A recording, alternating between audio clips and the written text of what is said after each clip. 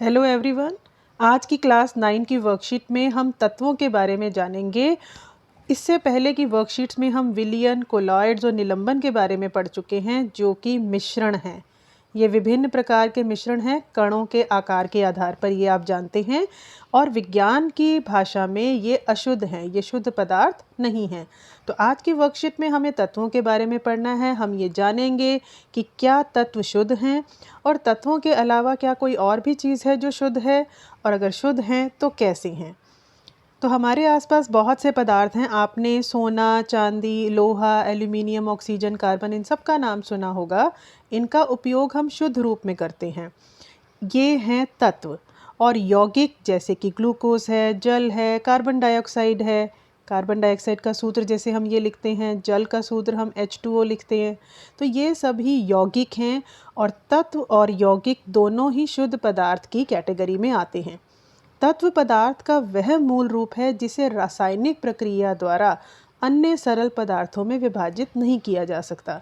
जैसे आपने परमाणु के बारे में पढ़ा है कि परमाणु एक अविभाजित कण है, उसे और ज़्यादा विभाजित नहीं किया जा सकता। तो तत्व जो हैं वो एक जैसे परमाणुओं से मिलकर बने होते हैं।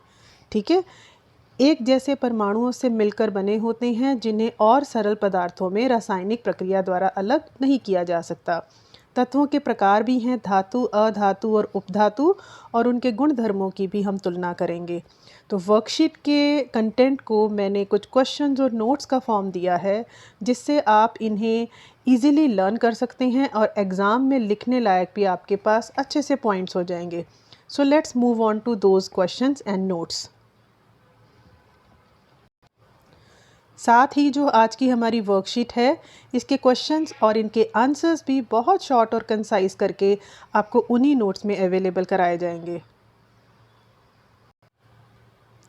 तो तत्व क्या होते हैं? ये ऐसे पदार्थ हैं जिनके परमाणु, सारे परमाणु एक जैसे होते हैं। उदाहरण अभी हम देख ही चुके हैं, लोहा, सोना, चांदी, ऑक्सीजन, एल्यूमिनियम, ये मैं इनके प्रतीक लिख रही हूँ। हाइड्रोजन, ये सभी तत्व हैं, इनके सारे परमाणु एक जैसे होते हैं। ये एक ही प्रकार के अणुओं से मिलकर बने होते हैं, इसलिए ये शुद्ध पदार्थ हैं। अब यहाँ अणु की कैसे बात की जाएगी, इसे समझने के लिए हम एक बार यौगिकों का उदाहरण लेते हैं। अभी हमने यौगिकों के बारे में पढ़ा कि H2O जल, ये एक यौगिक है। कार्बन डाइऑक्साइड, ये भी एक यौगिक है। आप यहाँ पर देखिए, कार्बन डाइऑक्साइड में कार्बन नाम का तत्व और ऑक्सीजन नाम का तत्व आपस में जुड़े हुए हैं। ये रासायनिक रूप से जुड़े हुए हैं। जबकि अगर हम अलग से देखें तो कार्बन हम C लिखते हैं, तो कार्बन के सारे परमाणु C टाइप के होंगे, एक ही जैसे होंगे। और यहाँ जो यौगिक है जिसमें कार्बन और ऑक्सीजन के दोनों तत्वों के परमाणु आपस में जुड़ गए हैं, रासायनिक रूप से जुड़ गए हैं, तो कुछ एक परमाणु जो है वो कार्बन का है और 2 परमाणु ऑक्सीजन के हैं। तो इस तरह से ये आपस में जुड़ गए कि अब ये एक ही अणु बन गया। ये हमारे पास कार्बन डाइऑक्साइड का एक अणु है। फाइन। और अगर हम यहाँ पर तत्व की बात करें तो कार्बन अकेला तत्व है, इसके सारे परमाणु एक जैसे हैं और ये प्रकृति में अकेला ही C के रूप में ही पाया जाता है। हाइड्रोजन है, अब ये जो परमाणु है उसको हम H लिखते हैं, लेकिन प्रकृति में ये अकेला नहीं रहता, ये अपने जैसे एक और H के साथ जुड़ जाता है और H2 के रूप में ये प्रकृति में बना रहता है या पाया जाता है। तो ये हाइड्रोजन नाम के तत्व का अणु है, और H अगर खाली लिखना हो तो ये हाइड्रोजन नाम के तत्व का परमाणु है। तो अणुओं के बारे में हम और डिटेल में आगे इस कंसेप्ट को समझेंगे। अभी मैंने आपको ब्रीफ में एक्सप्लेन किया है कि जो परमाणु है वो अकेला एक ही चीज़ है, लेकिन जब परमाणु अपने जैसे और परमाणुओं के साथ मिल जाते हैं तो वो तत्व के अणु कहलाते हैं। अगर वो दूसरे टाइप के अलग प्रकार के परमाणुओं के साथ मिलते हैं तो वो यौगिक के अणु कहलाते हैं। शायद आपको कुछ चीज़ क्लियर हो गई होगी। मैं दोबारा रिपीट करती हूँ कि जब किसी तत्व के परमाणु अपने जैसे और परमाणु के साथ मिलते हैं तो वो अणु बनाते हैं तत्व का, तत्व के अणु होते हैं। अगर वे विभिन्न प्रकार के, जैसे अब यहाँ पर हाइड्रोजन अगर हाइड्रोजन से जुड़ रहा है तो ये हाइड्रोजन नाम के तत्व का अणु है, लेकिन अगर हाइड्रोजन ऑक्सीजन नाम के परमाणु से जुड़ रहा है, ऑक्सीजन के परमाणु से जुड़ रहा है, तो ये जल नाम का यौगिक बनाता है, तब हम इसे यौगिक का अणु कहते हैं। अब हम यहाँ पर बात कर रहे हैं कि तत्व शुद्ध क्यों होते हैं। तो तत्व शुद्ध पदार्थ इसलिए हैं क्योंकि ये एक ही प्रकार के अणुओं से मिलकर बने हैं। इसी प्रकार अगर हम यहाँ पर जल यानी यौगिक का उदाहरण ले लें तो उसके भी सारे अणु H2O टाइप के ही हैं। सब में 2 हाइड्रोजन के परमाणु और 1 ऑक्सीजन का परमाणु आपस में जुड़े हुए हैं।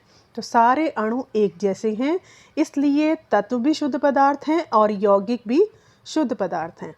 जबकि मिश्रण शुद्ध पदार्थ नहीं होते क्योंकि उसमें जो अणु हैं वो अलग अलग प्रकार के हैं।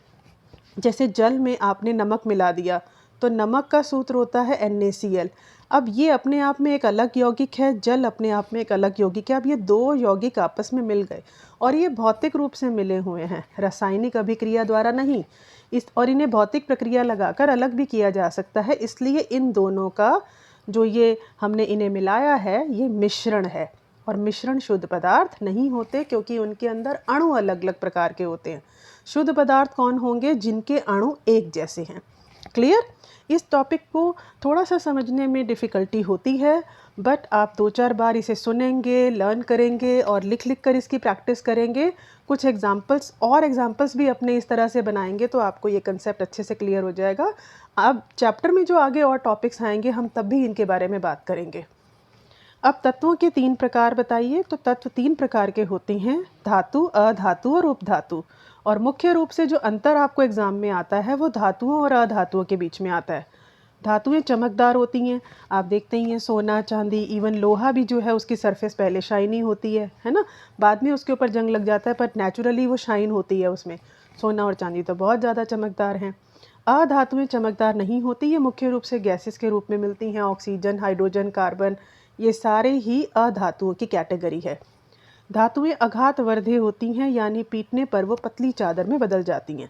जबकि अधातुएं आघातवर्धी नहीं होती, बल्कि अगर इन पर बल लगाया जाए तो ये टूट जाती हैं। इसी प्रकार धातुएं तन्य हैं, यानी इन्हें खींचकर पतली तार में बदला जा सकता है, और अधातुएं तन्य नहीं हैं। धातुएं ध्वनिक हैं, यानी टकराने पर ध्वनि पैदा करती हैं। अधातुएं ध्वनिक नहीं हैं। आपको देख के भी लग रहा होगा कि ये नोट्स काफ़ी मैंने कंसाइज और शॉर्ट में किए हैं ताकि आप लर्न आराम से कर सकें, और एग्ज़ाम में भी आप इसी तरह से लिखेंगे तो you will get full marks. धातुएं ऊष्मा व विद्युत की सुचालक हैं, इसलिए खाना बनाने के बर्तनों में, बिजली की तारें बनाने में इन्हीं का यूज़ किया जाता है। जैसे कॉपर है, एल्यूमिनियम है, आपने इनका नाम सुना होगा बिजली की तारें बनाने में, यहाँ तक कि खाने के बर्तन बनाने में भी, क्योंकि ये ऊष्मा और विद्युत की अच्छी चालक हैं। दूसरी तरफ अधातुएं विद्युत और ऊष्मा की कुचालक हैं। ये अपने में से ऊष्मा को प्रवाहित नहीं होने देती, विद्युत को भी प्रवाहित नहीं होने देती। उदाहरण लिए गए हैं सोना, चांदी, लोहा, इसके अलावा कॉपर, एल्यूमिनियम, जो आपके माइंड में आए आप उदाहरण लिख सकते हैं। ऑक्सीजन, फॉस्फोरस, कार्बन, हाइड्रोजन, ये सभी अधातुएं हैं। अब उपधातुओं के बारे में जानते हैं। उपधातुएं वे पदार्थ हैं, वे तत्व हैं जो धातु और अधातु के बीच के गुणों वाले तत्व हैं। मतलब इनके कुछ गुण कुछ हद तक ये धातुओं जैसे गुण दिखाते हैं और कई बार अधातुओं जैसे। तो इनके बारे में आपके सिलेबस में बहुत ज़्यादा डिटेल में बात नहीं की गई है, तो आप भी इनकी परिभाषा और उदाहरण करेंगे, जैसे कि सिलिकॉन, बोरॉन, जर्मेनियम, ये इनके उदाहरण हैं। अब हम चलेंगे वर्कशीट के क्वेश्चंस की ओर। एल्यूमिनियम के किस गुण के कारण इसे खाना पकाने के बर्तन बनाने के लिए प्रयोग किया जाता है? तो अभी हमने बात की खाना बनाने के लिए हमें ऊष्मा देनी होती है, तभी कोई चीज़ पकती है। तो एल्यूमिनियम एक धातु है और यह ऊष्मा की सुचालक है। दूसरी बात, धातु होने के कारण ये आघातवर्धी है, यानी पीटने पर इसे पतली चादरों में बदला जा सकता है, जिससे कि बर्तन बनाना आसान हो जाता है। नेक्स्ट है कि क्या कोयला कार्बन का ही रूप है? इसका प्रयोग बिजली की तारें बनाने के लिए किया जा सकता है? नहीं, क्योंकि यह एक अधातु है और यह विद्युत का कुचालक है। अपने में से विद्युत को प्रवाहित ही नहीं होने देगी, तो बिजली की तारें बना करके हमें उसमें से विद्युत नहीं मिलेगी। हम उसका इस्तेमाल किसी भी चीज़ को चलाने के लिए नहीं कर पाएंगे, क्योंकि करंट आएगा ही नहीं। तो यहाँ पर आप एक चीज़ और भी लिख देंगे कि एल्यूमिनियम धातु है, इसलिए ये ऊष्मा का सुचालक है और आघातवर्धी है। कार्बन के बारे में आप ये शब्द लिखेंगे कि ये अधातु है, और हाँ यहाँ लिखा ही है क्योंकि यह अधातु है और विद्युत का कुचालक है। नेक्स्ट है तत्व और मिश्रण की तुलना कीजिए। आपकी वर्कशीट में आज ये क्वेश्चन आया है कि तत्व और मिश्रण की तुलना कीजिए, लेकिन मैंने तीनों की तुलना की है, तत्व, यौगिक और मिश्रण। तत्व के सारे अणु एक जैसे होते हैं, यौगिक के भी सारे अणु एक जैसे होते हैं। जैसे यहाँ हम उदाहरण लेकर के समझ सकते हैं, लोहा Fe, तो सारे Fe टाइप के होंगे। कॉपर Cu इसका प्रतीक है। तो इसके बारे में आप जब हम लेसन 4 करेंगे तो और अच्छे से डिटेल में समझेंगे इन चीज़ों को कि ये परमाणु क्या होते हैं। मतलब कि तत्वों के सारे परमाणु एक जैसे होते हैं सारे ही। अगर लोहे की बात की जा रही है तो सारे Fe टाइप के हैं। अगर हम हाइड्रोजन की बात कर रहे हैं तो सारे H टाइप के हैं। अब ये H टाइप Fe टाइप क्या होता है, ये हम लेसन 4 में और डिटेल में बात करेंगे। अभी आप समझने के लिए और लर्न करने के लिए इतना ही रखें ध्यान में कि सभी परमाणु एक जैसे होते हैं और सभी अणु भी एक जैसे होते हैं। जबकि यौगिकों में क्या है कि सारे अणु तो एक जैसे होते हैं। अणु मैंने आपको बताया ही है कि जब परमाणु परमाणु आपस में जुड़ जाते हैं तो वो अणु बनाते हैं। अगर अपने जैसे परमाणु के साथ जुड़ेंगे, जैसे ये H जुड़ के H2 बन गया, तो ये तो तत्व का अणु हो गया। लेकिन अगर H और O जुड़े हैं आपस में, यानी हाइड्रोजन और ऑक्सीजन अलग अलग प्रकार के परमाणु आपस में जुड़े हैं, तो वे यौगिक के अणु हो गए। तो यौगिक और तत्व दोनों में अणु एक जैसे हैं। मतलब मान लो हमारे पास जल है तो सारे अणु H2O टाइप के हैं। लेकिन यौगिकों में सारे परमाणु एक जैसे नहीं हैं, क्योंकि अगर आप जल के एक अणु की बात करें तो इसमें हाइड्रोजन के 2 और ऑक्सीजन का 1 है। फाइन। और मिश्रण में तो अणु ही अलग अलग प्रकार के होते हैं। अब जैसे शिकंजी है तो इसमें हमने क्या क्या डाला है, हमने इसमें पानी डाला है, हमने इसमें चीनी डाली है, इसमें हमने साधारण नमक डाला है, इसके अलावा नींबू का रस डाला है। तो ये नींबू का रस, नमक, ये अपने आप में 4 अलग अलग यौगिक हैं जिन्हें हमने एक भौतिक प्रक्रिया द्वारा हिला करके मिला दिया है। और इसे भौतिक प्रक्रिया द्वारा हम इन सभी चीज़ों को बड़ी आसानी से अलग भी कर सकते हैं। तो मिश्रण जो है ये अलग अलग प्रकार के अणु होते हैं। जैसे रेत और चीनी मिला दी, हवा बहुत सारी गैसों का मिश्रण है। इसी प्रकार जो मिश्रण है इसके सारे परमाणु एक जैसे नहीं होते। जब अणु ही एक जैसे नहीं है तो परमाणु एक जैसे कैसे होंगे, है ना। लेकिन तत्वों के परमाणु एक जैसे होते हैं और यौगिकों के परमाणु एक जैसे नहीं होते, अणु एक जैसे होते हैं। जब सारे अणु एक जैसे होते हैं इसलिए तत्व शुद्ध पदार्थ हैं। यौगिकों में भी सारे अणु एक जैसे होते हैं इसलिए ये शुद्ध पदार्थ हैं। मिश्रण जो हैं इनके सारे अणु एक जैसे नहीं होते इसलिए ये शुद्ध पदार्थ नहीं हैं। अब देखिए कि मिश्रण के जो संघटक हैं जिनसे मिलके हमने कोई मिश्रण बनाया है, इसे भौतिक प्रक्रियाओं द्वारा अलग किया जा सकता है। जैसे अब नमक मिल गया पानी के अंदर, तो नमक जो अगर हम उसे गर्म करेंगे तो नमक नीचे रह जाएगा और पानी वाष्पित हो जाएगा। तो वाष्पीकरण एक भौतिक प्रक्रिया है। भौतिक प्रक्रिया द्वारा मिश्रण के संघटकों को अलग किया जा सकता है। यौगिकों को भौतिक प्रक्रियाओं द्वारा अलग नहीं किया जा सकता। जैसे अब हम यहाँ H2O की ही बात करते हैं, एक सबसे सिंपल यौगिक, तो ये H और O जो हैं ये आपस में रासायनिक रूप से जुड़े हैं। इन्हें अलग करने के लिए भी कोई रासायनिक प्रक्रिया ही लगानी पड़ेगी, भौतिक प्रक्रियाओं द्वारा इन्हें अलग नहीं किया जा सकता। और तत्वों को तो रासायनिक प्रक्रियाओं द्वारा भी विभाजित नहीं किया जा सकता। तो इस प्रकार ये तीनों आपको अभी थोड़ा सा डिफ़िकल्ट लग रहा होगा, आई कैन अंडरस्टैंड, लेकिन आप 2-3 बार इन चीज़ों को अच्छे से पढ़िए ध्यान से विद फुल कंसंट्रेशन, और इनके कुछ एग्जाम्पल्स और अपने माइंड में एक इमेज बनाने की कोशिश करिए, तो आपको ये टॉपिक्स बड़े अच्छे से समझ आ जाएंगे, क्लियर हो जाएगा।